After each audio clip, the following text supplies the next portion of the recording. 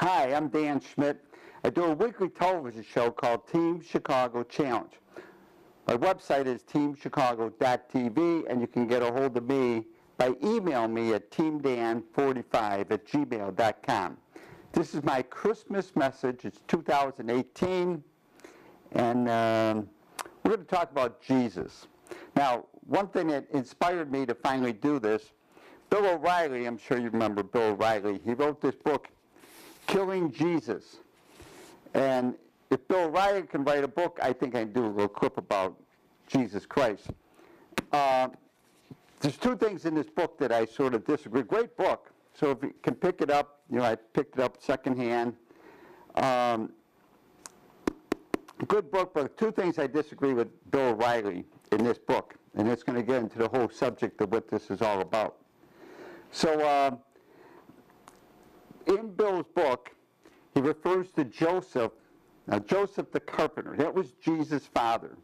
Now, if you believe in Jesus Christ, the Son of God, then Joseph is his stepfather.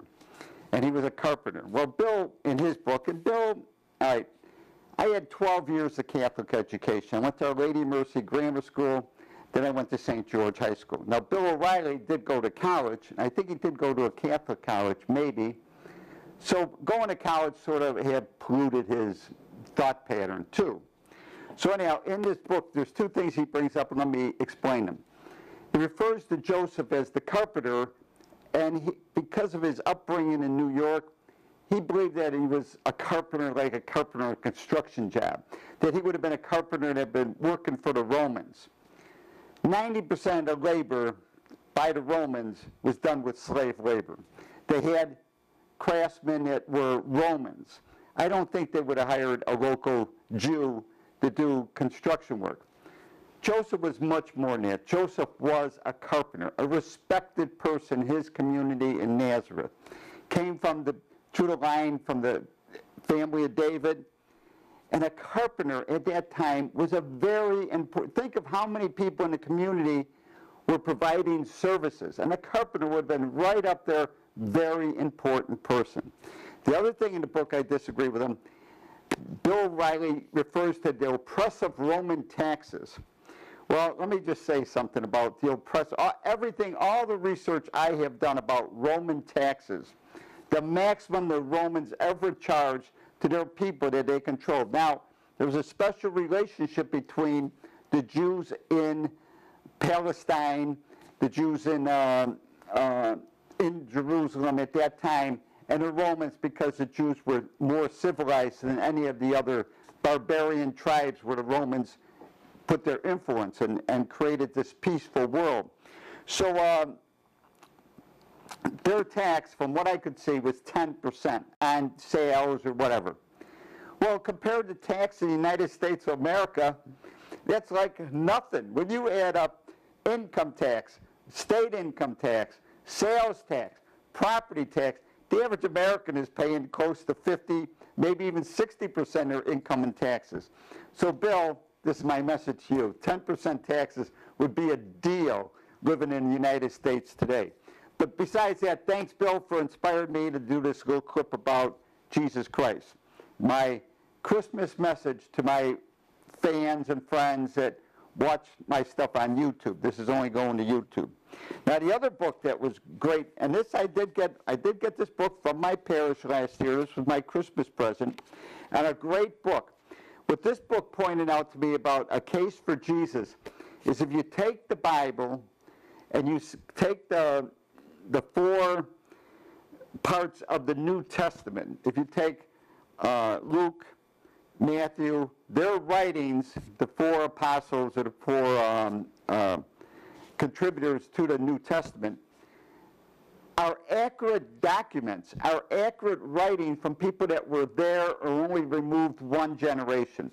So what this author brings out in this A Case for Jesus is that Jesus was actuality. If you can believe anything that is written, a written history, this book really points out that a lot of, if Jesus Christ was Jesus Christ, there was a Jesus Christ, did exist over 2,000 years ago.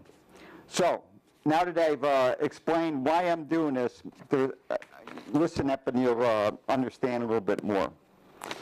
So, my main reason I'm bringing this up is because, like I said, I'm a Catholic, a Roman Catholic. I've lived in Chicago my entire life, and Chicago is basically a Catholic city. I'm a little disappointed in the Catholic Church. The Catholic Church has been driven to the left, been dragged to the left. And why would I say this? All right, let me give you a good example. In 2012, I was a candidate for Congress in the 5th Congressional District. Cardinal George at that time, the cardinal for the Archdiocese of Chicago, his residence at State Parkway and North Avenue is in the 5th Congressional District. So I was nice enough to send him a letter, seeing if maybe we could meet, maybe we could talk. Well, after Cardinal George died, it was stated many, many times that Cardinal George was such a great cardinal, he responded to every single letter, except one. The one letter from the Republican candidate for the 5th Congressional District in 2012. Was he that far to the left that he would not even sit down and talk to a Republican? Think about that. Currently, right this moment as I speak, Joe Schmitt, who went to St. George High School, is a few years older than me. He's the president of St. Pat's High School. As a St. George alumni, we contribute to St. Pat's by sponsoring different students with scholarship. A couple occasions, and even when I was a candidate, I mentioned to Joe, I said, why don't you have me come in and talk to your seniors? Your seniors have to take a Constitution test to graduate. Wouldn't it be great to have a real candidate come in, explain how you can become a candidate, which is part of the United States Constitution. You can open up the Constitution and find out how people are elected to Congress, whether to the Senate or to the House. Joe Schmitt made the lame excuse, like they always do, all these leftists always do. Well, we're nonpartisan. Nonpartisan to me means we are Democrats, we have a Democrat mindset, we're not interested in any other outlook at anything. So Joe Schmitt, and even when I was at St. Pat's, and I was in there, they have a class about entrepreneurship, and I even offered to come in, and I was self-employed. I was Coffee Dan for 22 years. I've been doing this TV show for 30 years. I'm a self-employed person. I'd be a perfect person to bring into St. Pat's for their entrepreneur class and talked about how do you get into your own business. But again, no invitation ever goes out. So during my campaign, I noticed that the Catholic Church has been shifted. And I've noticed when I listen in church on Sunday to the way we're being preached to. But I mainly notice because of this new pope that we have. And you know, I feel sorry. I think I made this mention before. It's up there on YouTube on a clip. I feel sorry for the Pope because he's been ill-educated. This is a term that I'm coming up with, and I'm happy to hear even Rush uses this once in a while. He was brought up in Argentina. He was a teenager into the time of Perot and his wife, Evita, you know, Don't Cry for Me, Argentina, which was a fascist time, a socialist time in Argentina. And then I believe that he is part of this Marxist takeover of the Catholic Church. Because, you know, there still is Pope Benedict. Everybody seems to forget. Pope Benedict, from what as I speak today, I haven't heard him dying, but he resigned. And then they elected this leftist Pope. So my question is this Pope, can we put Pope Benedict under witness protection so he can come out and tell us how the leftists forced them out to put Pope Francis in? This is just one question that someone wants to answer. Remember, anything I say on YouTube, any of these clips, someone wants to come up and have an honest debate, an hour debate that will launch up on YouTube, I will take on a priest out there, a cardinal, the new cardinal, our Croatian cardinal in Chicago. You know, I'm half Croatian, so we could sit down as landsmen.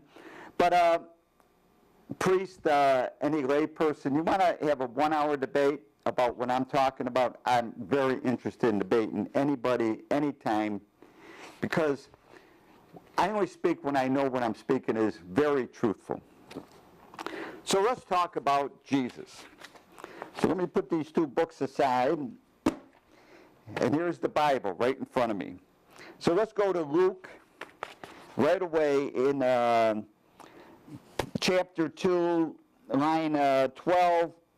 We're talking to tax collectors, and right away they say, "Teacher, what are we to do?" To Jesus.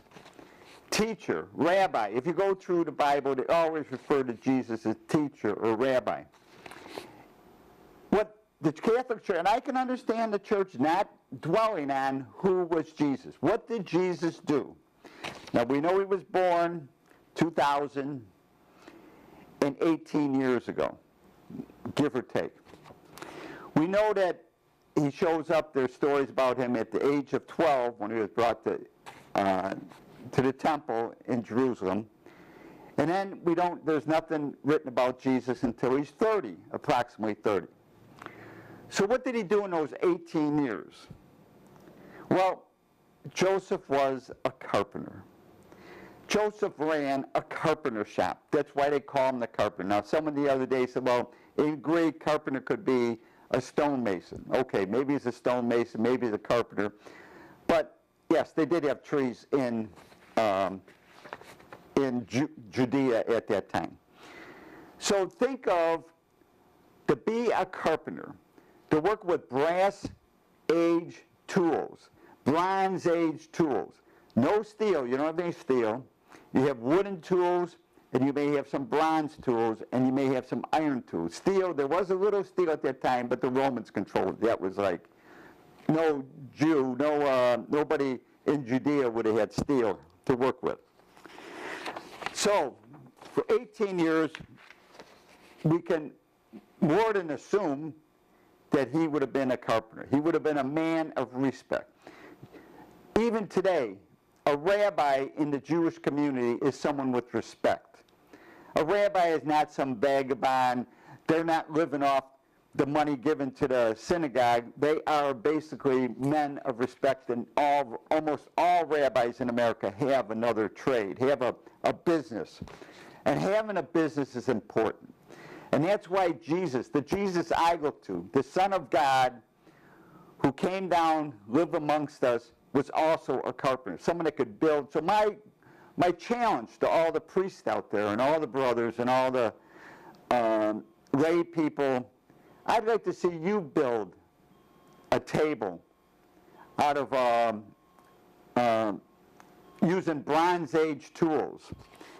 It'd be pretty tough to build a table. Think about it. So Jesus was a businessman.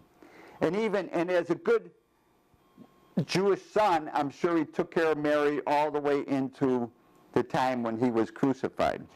Now, the one movie that sort of brings us out, the Jesus that I'm aware of, that I think of, is from the movie Ben-Hur, when Judah is forced into slavery by his Roman friend, and as they're marching to the Mediterranean so that he could be a galley slave, he comes across a carpenter shop in Nazareth. And there's this strong figure standing there looking down the Roman guard. A muscular man, a man that works with his hands. That is Jesus. Jesus is a hard-working person. Jesus ran that carpenter shop. In fact, there was a silly professor on O'Reilly's show when he was still on Fox, this blonde professor from Notre Dame. And she was talking about Jesus, and she referred to Jesus like a child would talk about Jesus. The reason Jesus was scourged by the Romans before they crucified him, because they had to beat him down. Jesus was not some vagabond runabout supported by the rich people in Judea at that time. Jesus probably still had the carpenter shop in Nazareth. Jesus probably still had income from the carpenter shop.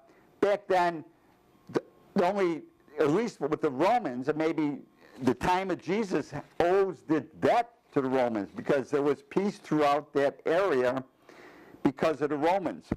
So the only money would have been gold money of Roman money, and Jesus probably, because he had the carpenter shop, that is what Jesus was, a carpenter, a hard-working, middle-class man.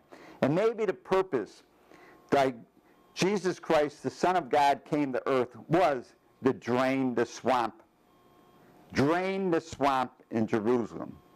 That's why when he upset the sellers, their tables in the temple, that was his symbol of draining the swamp.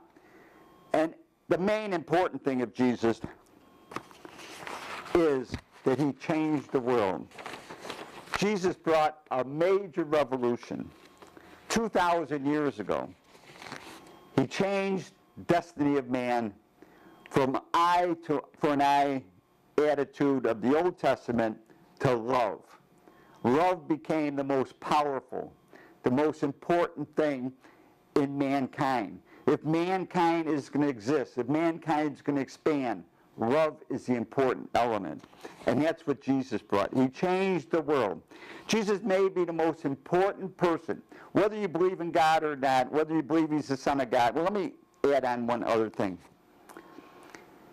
Jesus was the most important man in the entire history of mankind, because we are living in 2018. That is the calendar. The calendar based on the birth of Jesus Christ in Bethlehem 2018 years ago, give or take. The Jewish calendar, according to the Jews going back their calendar, it is 5779 right now. So that's how well they have kept records going all the way back to the time of the flood and the time of the Exodus. The Chinese calendar, another understood calendar, it is 4716 according to the Chinese calendar. So that's how important Jesus Christ is. And the Muslims, now they had their revolution in the 7th century, the 700s into the 800s, where they swept across northern Africa, all the way over to India. And the Muslims, there's no Muslim calendar. The Muslims still have to live under this Christian calendar. Now the French Revolution, they tried to change the calendar. They were going to change the dates. They were going to go to a complete decimal system. They wanted a different calendar. They wanted no reference to the church, no reference to Jesus Christ, no reference to anything. And where did that go? And it was a pretty lousy revolution. So, my message to the Pope. Pope Francis is asking us, good Roman Catholics, to disobey 2 of the 10 commandments. Now, this is the 10 commandments according to the Catholic Church. First one, I am the Lord thy God. Thou shalt not have any strange gods before me. Global warming is a false god. I'm telling you, this is what I believe, this is what I feel. Global warming, there's no debate. Everybody, they shut down any debate. It's an idea to transfer money from the wealthy nations, Europe, North America, to the rest of the world. It's a money grab. And the Pope is using this as stating, he's traveled the world. I've traveled all over the United States of America. In fact, there's goofballs saying we have to go to Mars because humans will not be able to exist on the earth. How insidious, how insane is it to think that mankind can destroy earth? Mankind takes up less than 1% of the entire surface of the earth. Less than 1%. We are nothing on the surface of the earth. And you think the Pope thinks that mankind is greater than God, mankind can destroy this earth? No, I'm sorry. I disagree with the Pope. I will not worship a strange God. And then the 10th commandment, the Pope wants us to disobey the 10th commandment. The 10th commandment is, thou shalt not covet thy neighbor's goods. What do you think wealth redistribution, which this Pope talks about, is all about? It's jealousy. It's jealousy of people that succeed. What's going on right now in the world, what's going on the southern border of the United States, people are leaving Central America. They shouldn't have to leave Central America. The United States is the continuation of Western civilization, going back to the time of the Greeks, through the Roman time, through Western Europe, through the United States. Pope Leo, back in the 1880s and 1890s, established that human beings have the right to own property. So, let me conclude.